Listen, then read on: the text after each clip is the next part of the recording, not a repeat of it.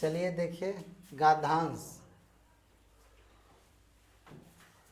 गद्यांश 6 है। कह रहा समतल मैदान समतल भूमि के बहुत बड़े भाग होते हैं। यानी जो मैदान होता है तो भूमि के ही बड़ा भाग होता है, और जिस पे मैदान टहलने के लिए जाते हो तो समतल यानी समांतर होता है, बराबर ही होता है ना। तो वही कहता है वे सामान्यतः माध्यम समुद्री तल से 200 मीटर से अधिक ऊंचे नहीं होते। यानी समुद्री तल से यानी समुद्र के 200 मीटर ऊंचा नहीं होता है। समझिए, कुछ मैदान काफ़ी समतल होते हैं, कुछ मैदान बराबर होते हैं, कुछ मैदान उड्डा खाबड़ भी होते हैं ना। कुछ उर्मिल तथा तरंगित हो सकते हैं। कुछ उर्मिल तथा तरंगित मतलब उर्मिल का मतलब समझ रहे हो, तो उर्मित यानी कि कुछ उर्मित पठार भी ऊंचा, और फिर क्या है तरंगित यानी तरंगित उड़ा खाबड़ होता है ना, इसे तरंगित कहते हैं। अधिकांश मैदान नदियों तथा उनकी सहायक नदियों के द्वारा बने हैं। अधिकांश मैदान नदियों तथा उनकी सहायक नदी यानी मैदान बना कैसे कि आप जैसे नदी जा रहा है, नदी कहाँ से निकलता है? पर्वत से। पर्वत से निकलता है, तो पर्वत से निकल कर जब जहाँ गिरता है तो वहाँ से जाते जाते जितना भी उसके रास्ते में आया यानी खवाड़े खुवाड़े चल जाता है, और फिर उसी को जिस समय होता है सूखता है तो उसी को हम समतल भूमि समतल बना देता है। एक जैसा सबको काट, आप एगो खेत ऊंचा है और एगो खेत नीचा है, यानी एक जगह ऊंचा एक जगह नीचा, लेकिन वहाँ वो जहाँ से गुजरेगा सबको एक समांतर बना देगा, वो बड़ा को भी काटेगा और छोटा को भी काटेगा। तो ये कहता है नदियाँ पर्वतों के ढालों पर नीचे की ओर बहती है। ये तो सही है, नदियाँ नीचे की ओर बहती है, ऐसे ही ना जाती है, तथा उन्हें अपर्दित कर देती है। अपर्दित मतलब पूरा बराबर कर देती है ना। फिर क्या, बेअपर्दित पदार्थों को अपने साथ आगे की ओर ले जाती है, यानी उसके रास्ते में जो आया लेके चला गया। अपने साथ ढोए जाने वाले पदार्थ जैसे पत्थर बालू तथा सिल्ट को वे घाटियों में निक्षेपित कर देती है। यानी ऊपर से आता है तो बालू गिट्टी जो भी उसके मर आया वो तो बाहिते लेके चला जाता है, फिर घाटियों को निक्षेपित करते।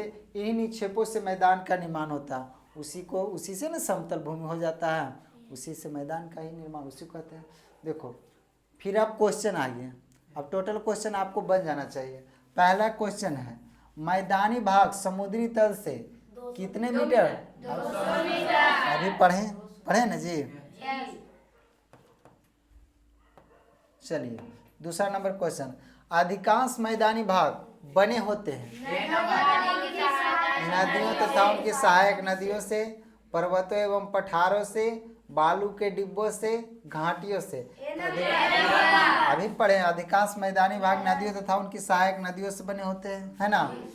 फिर क्वेश्चन नंबर 3, नदियाँ बहती है क्या पर्वतों के ढालों पर नीचे की ओर बहती है। मैदानों का निर्माण किससे होता है? निक्षेपों से। निक्षेप होता है ना तब नहीं होता है। समतल का विलोम शब्द क्या है? समतल। समतल का क्या है? ढालू, यानी समतल है, हाँ समतल के ढालू हो जाएगा, समांतर से ढालू। अब अनुच्छेद 7 क्या कहता है? ईमानदारी एक ऐसा गुण है जो व्यक्ति को समाज में सम्मान दिलाता है। आप ईमानदार हैं तो व्यक्ति समाज में आपका बहुत वैल्यू रहेगा, ठीक है ना। फिर ईमानदार व्यक्ति हमेशा सत्य का पालन करता है। ऐसे भी है जो ईमानदार रहेगा वो हमेशा सत्य का साथ देगा, है ना। फिर आ गया पालन करता है और दूसरों को ईमानदार व्यक्ति हमेशा सत्य का पालन करता है और दूसरों के साथ निष्पक्ष व्यवहार करता है, यानी जो दूसरे हैं सबके साथ एक जैसा व्यवहार करता है। यह न केवल व्यक्तिगत जीवन में सफलता की ओर ले जाता है बल्कि सामाजिक विश्वास और सहयोग को भी बढ़ावा देता है। जो व्यक्ति सच्चा है सीधा है तो वो सभी को एक जैसा ढालने की कोशिश करता, उस व्यक्ति से समाज को बहुत लाभ है। फिर हमें अपने जीवन में ईमानदारी के महत्व को समझना चाहिए। हम लोग को ईमानदारी का समझना चाहिए, ईमानदारी को ही अपनाना चाहिए। फिर और क्या है, अब क्वेश्चन है, बस उतना सही देकर हमें क्वेश्चन दे दिया गया। तो क्वेश्चन क्या दिया गया, कौन सा गुण व्यक्ति को समाज में सम्मान दिलाता है? ईमानदारी, है ना। फिर सत्य शब्द का पर्यायवाची शब्द क्या है? सत्य का असत्य। सत्य क्या क्या हो जाएगा? पर्यायवाची शब्द। हाँ हाँ ठीक ठीक है। सत्य का पर्यायवाची शब्द क्या है? सत्य क्या क्या पर्यायवाची शब्द है? यथार्थ, उसी का मतलब हुआ, है ना। सत्य का क्या हो गया? यथार्थ। ईमानदार व्यक्ति किसके साथ निष्पक्ष व्यवहार करता है? केवल अपने मित्रों के साथ नहीं, केवल परिवार के सदस्यों के साथ नहीं, दूसरों के साथ, दूसरों के साथ यानी दूसरा में कोई भी आ जाए। फिर 4 नंबर क्वेश्चन है, ईमानदारी व्यक्तिगत जीवन में किसकी ओर ले जाता है? सफलता की ओर। विश्वास शब्द का विलोम क्या है? विश्वास मतलब अविश्वास। बहुत अच्छे। अनुच्छेद 8 है, 8 नंबर है, बुद्ध ने शिक्षा दी कि यह जीवन कष्टों और दुखों से भरा हुआ है। रियली बात है, ये इस धरती पर कौन ऐसा व्यक्ति को दुख नहीं है ना।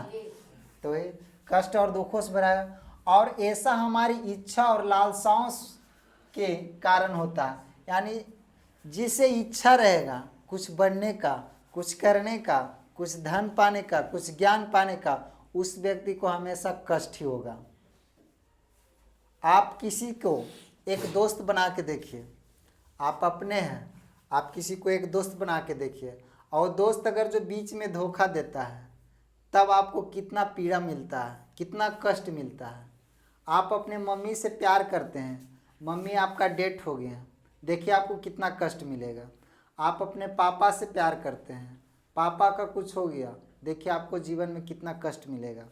आप अपना घर वालों से, अपना दोस्त से, किसी से भी आप जितना भी प्यार करोगे, इस दुनिया में कहावत ही है, बुद्ध जी लिखे हैं, जो गलत नहीं सत्य लिखे हैं, अगर जो व्यक्ति जिसको जितना चाहेगा, जितना प्यार करेगा, उससे उतना ही उसको दुख मिलेगा, है ना। तो आप जितना किसी को चाहेंगे उतना ही दुख मिलेगा। आप किसी इच्छा, जिसको प्रति इच्छा प्रकट हो गया, यानी उसी समय समझो आपको दुख मिलना स्टार्ट हो गया। ये नहीं इच्छा की प्यार ही है, आपको बनना है कि हमको एसडीएम बनना है, पढ़ रहे हैं, लगातार पढ़ते पढ़ते जा रहे हैं, लास्ट में कुछ एक नंबर से कट गए, दुख मिलेगा कि साला 4 साल 5 साल पढ़े फिर भी हमको हासिल नहीं हुआ, दुख मिला। आप जो भी चीज़ करते हैं जिससे आपको फ़ायदा हो, उससे हमेशा दुख ही तकलीफ मिलेगा। तो वही कहें, जो हमेशा पूरी नहीं हो सकती है, यानी जो आप सोचे वो पूरा नहीं होगा, आपको दुख होगा। कभी कभी हम जो चाहते हैं वह प्राप्त कर लेने के बाद भी संतुष्ट नहीं होते हैं। कभी चाहते हैं कि कोई पुलिस बन गया तो कहेगा अब हम दरोगा बनेंगे, दरोगा बनने के बाद सोचता है हम डीएम बन जाएं, एसपी बन जाएं, तो उससे वो नहीं बन पाता, फिर भी उसको दुख तकलीफ होता है। ऐसा नहीं कि आप सोच लिए कि हम एसडीएम बन गए तो हम बन गए, तो उसके बाद भी आपको लालसा लगेगा कि हम डीएम क्यों नहीं बने, फिर डीएम बनेंगे तो हम कलेक्टर क्यों नहीं बने, है ना। तो आगे इंसान का कभी भरा नहीं है जी, जब भी इच्छा जागृत होते रहते, ये इंसान का स्वाभाविक है। देखो, वह प्राप्त कर लेने के बाद भी संतुष्ट नहीं होते हैं, एवं और अधिक वस्तुओं को पाने की इच्छा करने लगते हैं। जो जितना पाया उसको और चाहिए और पाए, है ना। बुद्ध ने इस लिप्सा को जिहानी कहा, जिहा मतलब तृष्णा, तृष्णा कहा। ऐसी इच्छा को क्या बोला गया? तृष्णा। बुद्ध ने शिक्षा दी कि आत्मसंयम अपनाकर हम ऐसी लालसा से मुक्ति पा सकते हैं।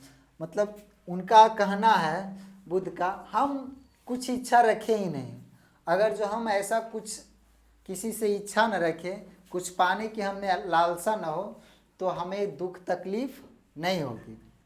कभी आपको अगर जो सोच ले कि अब हमको किसी से बोलना ही नहीं है, किसी से बात ही नहीं करना, किसी कोई चीज़ हम बनना ही नहीं है, तो तो हमें क्या दुख तकलीफ होगा? कुछ भी नहीं होगा। ना हमको घर वाले से प्यार है, न माँ से प्यार है, न भाई से प्यार है, न दोस्त से प्यार है, न दुनिया में हमको कोई कुछ है, ना हमको कुछ चाहिए, तो उसको उस आदमी को कभी भी किसी तरह का दुख तकलीफ होगा ही नहीं। चलिए, तो आप क्वेश्चन पे आ जाते हैं। बुद्ध ने शिक्षा दी कि से भरा हुआ है क्या?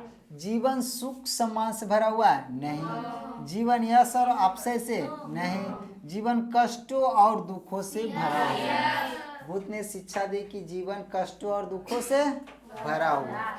बुद्ध ने लिप्सा को क्या कहा? बुद्ध ने लिप्सा को संतुष्टि कहा? नहीं। आत्मसम्मय कहा? नहीं। कष्ट कहा? नहीं। संतुष्टि कहा? नहीं। क्या कहा? तृष्णा। यानी बुद्ध ने लिप्सा को क्या कहा? तृष्णा। बहुत अच्छे। लालसा से मुक्ति पा सकते हैं। लालसा से मुक्ति पा, आत्मसमय अपनाकर। ऑप्शन नंबर 1, आत्मसमय मतलब आत्मा को अपने बस में रखकर आप मुक्ति पा सकते हैं, लालसा से मुक्ति पा सकते हैं, जीवन से मुक्ति पा सकते हैं। फिर लालसा का अर्थ क्या है? क्वेश्चन है, ऐसी इच्छा जो कभी पूरी नहीं होती। सही बात है, यही ना है। लालच क्या है? कभी भी आपका इच्छा पूरी नहीं होगा, कभी भी नहीं, है ना। तो इसलिए ऐसी इच्छा जो कभी पूरी नहीं हो। इच्छा का विलोम क्या होता है? अनिच्छा, इच्छा, अइच्छा, अनैच्छिक, द्विइच्छा। अइच्छा का विलोम अनिच्छा। समझ में आया?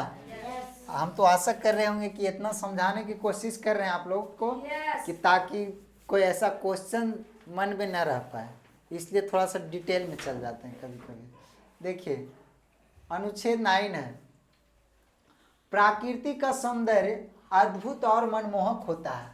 रियलाइज है, आप प्रकृति में हैं, आप जी रहे हैं, हम जी रहे हैं, दुनिया का हर मनुष्य, हर व्यक्ति, हर पशु, हर पक्षी इस प्राकृतिक में जी रहा है, और इस प्रकृति में अद्भुत और मनमोहक है। मतलब आप पहाड़ पे चले जाएं, पहाड़ पे नीचे देखिएगा, कहेगा गाड़ी दिखेगा इतना इतना, हो कितना मतलब अद्भुत लगेगा, लगेगा ना। आप समंदर में जाके पानी में खड़े हो जाइए, लगेगा कि दुनिया भैया नहीं, सिर्फ आपको पानी ही पानी दिखेगा, है ना।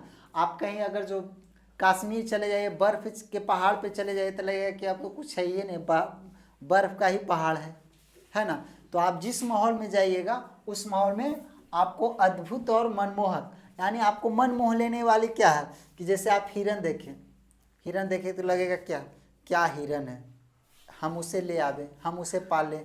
क्या ऐसा मनमोहक होता है जैसे कि आपको कुछ भी, आप बाज़ार में जाते हैं, कुछ ऐसा बिकता है तो आपको लगता है कि ये बहुत अच्छा है, ये हम रख सकते हैं, पसंद आता है ना। हर एक व्यक्ति, हर एक पशु या हर एक वस्तु जो आदमी लोग का मनमोहक होता है।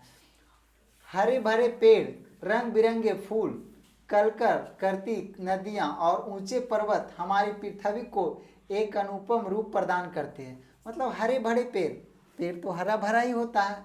रंग बिरंगे फूल तो बहुत सारा रंग का होता है।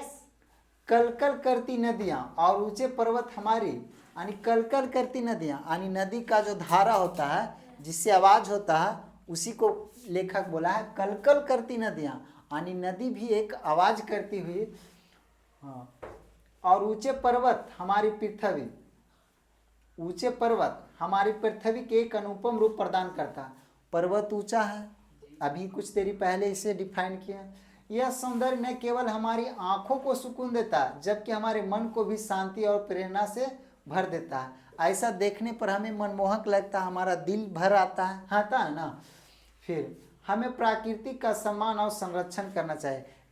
ये सब चीज़ों को देखकर हम लोग को प्रकृति का रक्षा करना चाहिए, न कि आजकल के देख रहे हैं कि पेड़ का ही कटाई हो रहा है ना, जिससे हमारे वातावरण को प्रदूषित हो रहा है। चलिए अब क्वेश्चन पे आते हैं। प्रकृति का सौंदर्य कैसा होता है? साधारण, नीरस, अद्भुत और मनमोहक। बहुत अच्छे, अद्भुत और मनमोहक। देखिए, अद्भुत शब्द का पर्यायवाची शब्द क्या है? अद्भुत सामान्य नहीं होगा, साधारण नहीं होगा, अनोखा होगा। अद्भुत, अनोखा, ठीक है। प्रकृति हमारी पृथ्वी को क्या प्रदान करती है? हरे भरे पेड़, रंग बिरंगे फूल, कलकर करती नदियां, ऊंचे पर्वत। बहुत अच्छी बात। चलिए, प्रकृति का सौंदर्य हमारे मन को किससे भर देता है? शांति और प्रेरणा से। सम्मान शब्द का विलोम क्या है? सम्मान, अनादर। सही बात है। अनुच्छेद 8 पे चलते हैं। अरे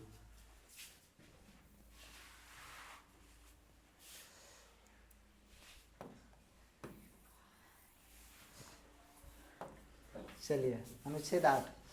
क्या आपको इस बात पर आश्चर्य नहीं होता है कि हम दिन के समय चंद्रमा एवं इन सभी छोटी चमकीली वस्तुओं को क्यों नहीं देख पाते? ऐसा कभी लगा है कि दिन में हम लोग देख नहीं पाते हैं चंद्रमा को, या कोई ऐसा चीज भी होता है स्टार तारा को भी नहीं देख सकते हैं, है ना? देखते यही चीज कह रहा, छोटी चमकीली वस्तुओं को क्यों नहीं देख पाते? ऐसा इसलिए है क्योंकि सूर्य के अत्यधिक तेज प्रकाश के कारण रात के समय चमकने वाली वस्तुओं को हम दिन में नहीं देख पाते। यानी सूर्य का प्रकाश ही इतना है जिससे हम लोग का चांद नहीं, ऐसा नहीं होता है कि चांद दिन में छिप जाता है और रात में उग जाता है, ऐसा नहीं है। सूर्य की तरह चांद नहीं है। चांद है जो हमेशा उगा हुआ है, जिससे आपको सूर्य की प्रकाश आने के कारण वो आपको दिखाई नहीं पड़ता।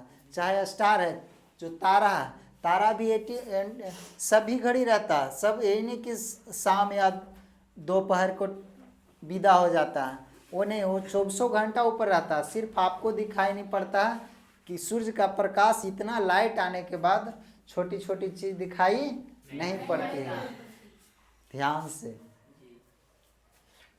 हाँ, चमचम वस्तुओं हम दिन में नहीं देख पाते। सूर्य, चंद्रमा तथा वे सभी वस्तुएं जो रात के समय आसमान में चमकती है खगोलीय पिंड कहलाते हैं। यानी जो हम ऊपर देखते हैं, कुछ भी तारा हो, चंद्रमा हो, सूर्य हो, कोई ऐसा ग्रह हो, तो उसे हम क्या कहते हैं? खगोलीय पिंड। कुछ खगोलीय पिंड बड़े आकार वाले तथा गर्म होते हैं ना। कोई बड़ा है, कोई छोटा है, कोई गर्म है, कोई ठंडा है। तो सौरमंडल पढ़ा है तो कोई ठंडा कोई गर्म पढ़ा है ना जी। ये गैसों से बने होते हैं, तो बहुत पहले पढ़ा दिए हैं। तारा बनने से पहले गैसों का गोला होता है। इसके पास अपनी ऊष्मा तथा प्रकाश होता है। इसके पास अपनी ऊष्मा और अपना प्रकाश होता है, जिससे वे बहुत बड़ी मात्रा में उत्सर्जित करते हैं। इन खगोलीय पिंडों को तारा कहते हैं। सूर्य भी एक क्या है? तारा। समझ में आ गया? अब क्वेश्चन पे चलते हैं। चलिए, क्वेश्चन है, रात के समय चमकने वाली वस्तुओं को हम दिन में क्यों नहीं देख पाते हैं? पहला है, सूर्य के धीमे प्रकाश के कारण नहीं, सूर्य के अत्यधिक तेज प्रकाश के कारण। Option number B. हाँ, अब क्वेश्चन नंबर 2 देखते हैं। रात के समय आसमान में चमकने वाली सभी वस्तुएं क्या कहलाती है? खगोलीय पिंड। अब आगे देखते हैं इधर। कुछ खगोलीय पिंड किनसे बने होते हैं? गैसों से। सभी खगोलीय पिंड किससे बने होते हैं? ऊष्मा तथा प्रकाश उत्सर्जित करने वाले खगोलीय पिंडों को क्या कहा जाता है? ग्रह कहा जाता है, नक्षत्र कहा जाता है, उस ऊर्जा कहा जाता है, क्या कहा जाता है? जिसकी अपनी ऊष्मा, अपनी प्रकाश हो, उसे हम क्या कहेंगे? तारा। चलो, चमकीला पदार्थ का विलोम क्या होता? चमकीला, धुंधला। चलिए, अनुच्छेद 11 इसको भी देख लेते हैं। शिक्षा व्यक्ति के जीवन का आधार स्तंभ है। शिक्षा हम लोग का मेन स्तंभ है।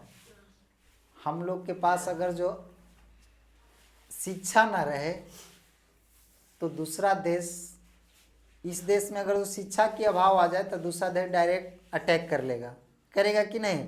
आज हमारे देश में परमाणु बम है, बहुत सारा बम बनाया गया है। किस लिए? ताकि दूसरे देश हमारे देश के ऊपर अटैक नहीं करे। तो किसके कारण सब चीज़ बनाना संभव होता है? शिक्षा के कारण। तो इसलिए हम लोग को जिंदा रहना है, हम लोग को सुरक्षित रहना है, तो हमें शिक्षा बहुत जरूरी है। तो यह न केवल हमें ज्ञान प्रदान करते हैं, बल्कि हमारे अंदर सही और गलत के बीच अंतर करने की क्षमता भी विकसित करते हैं।